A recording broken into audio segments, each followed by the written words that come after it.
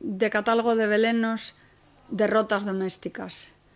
Debeu ser moi difícil degolar as anguías sen cortar os dedos, arrandearte para que non te cubrisen as escamas do ollomol, liscar do nó corredío das sabas. Nas noites opacas, que batallas contra os garabanzos, medrando disformes na auga. Que absurda tarefa escoller lentellas de arroz. Que impotencia cando o leite fervido vai por fora inevitablemente.